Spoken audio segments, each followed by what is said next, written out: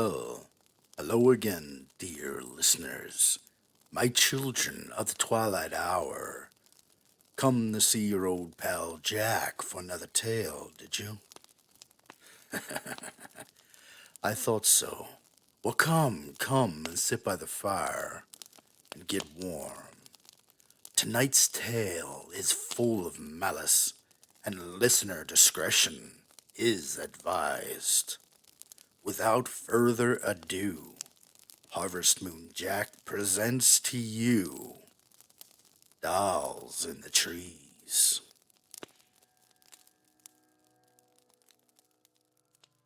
Part 1.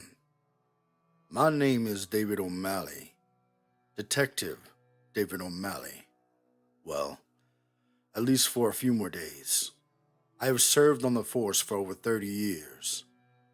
I started as a beat cop and I worked my way up the chain. In these past 30 years, I've seen a lot of shit. Hell, until this last case, I would have told you I've seen it all. I was dead wrong. I was given one last case and it showed me mankind knows no bounds when it comes to depravity. I should have known it was a rough case, being that I was the third to receive the case after two rookies requested to be transferred to a different one. I don't blame them though. If only I knew what I was going to see. Hell, I would have took the early retirement. The case only had one documented victim when I was assigned to it. The report stated officers were dispatched to a wooded area by an abandoned stone quarry. On scene, officers noted that the place was littered with garbage, tires, clothes, a hanging doll, shoes, even a washer and dryer. As I was flipping through the photos, I jokingly made a statement to myself, "Hey look, they even threw the kitchen sink in." I smiled at my own stupid joke, but the smile didn't last long. Turning to the next photograph, I saw a small hand laying amongst the leaves and other debris, just under the base of a large tree. The first thing I noticed was the hand was porcelain white, and the nails were painted pink. The nails looked professionally done, and appeared to have been done recently. This must be a fresh dump site. The next photograph showed a body exhumed. It was a little girl, no more than 10 years of age. She was dressed in a pink dress with matching shoes and a bow holding back curly blonde hair. Though covered in dirt, the makeup that was put on her still was visible, also looking as if it was professionally done. The skin on her body was the same color as her hand in the previous photo.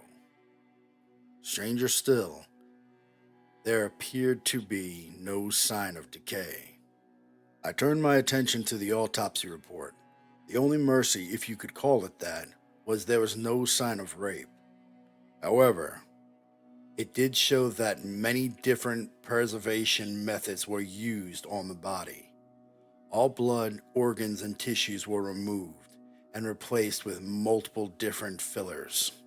Her eyes were replaced with marbles. Even her skin and joints were treated to keep them supple. At the end of the report, it stated that due to the preservation techniques, determining how long the body had been at the site, or deceased for that matter, was difficult. Their only guess for a time frame was after the poor girl's dental record showed that she was from 2 towns over and had been missing for over a year.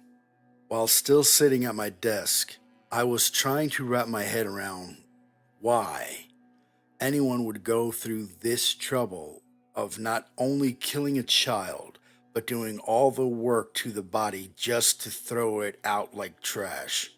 Truthfully, I can't understand any of it.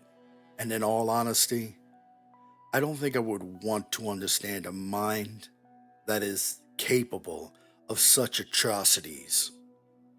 As I let my mind ponder while looking through all the evidence, I couldn't help but realize how much she looked like a doll. Immediately, I went back to the first few photos I looked through when I got the case. There, hanging above where the body had been buried, was a doll. The doll looked like the victim.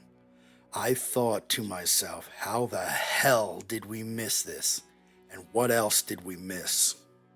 I went back to the dump site to do my own investigation. It didn't take me long to realize the site was much larger than it was stated in the report. There was also clear evidence that no one had been monitoring the crime scene, evident by the new mounds of trash. My blood began to boil at the lack of the professionalism or sense of care previously on this case. As I was looking around, observing the area, a chill crawled up my spine, and my heart caught in my throat.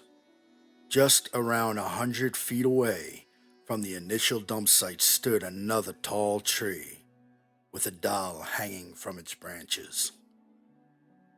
I stood steadfast, my body refusing to move, as if knowing what I was about to see. What was probably a few seconds seemed like hours as I made my way to the tree.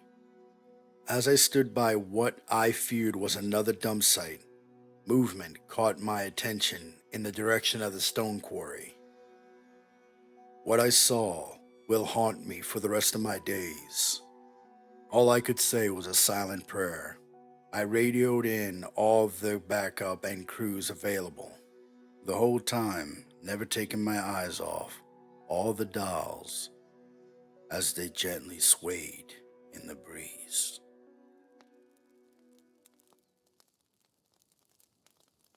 Well, it would appear Detective O'Malley has his hands full. If you would like to know how this story ends, don't forget to tune in next week. But alas, my dear children of the twilight hour, the sun is rising and I must leave you. If you enjoyed this tale, like, subscribe, and hit that bell icon. If you are listening to our podcast, don't forget to like and follow. And until next week, dear listeners, remember this. If you hear a sound in the middle of the night, don't go investigating. Not all the creatures of the night are as friendly as your old pal Jack.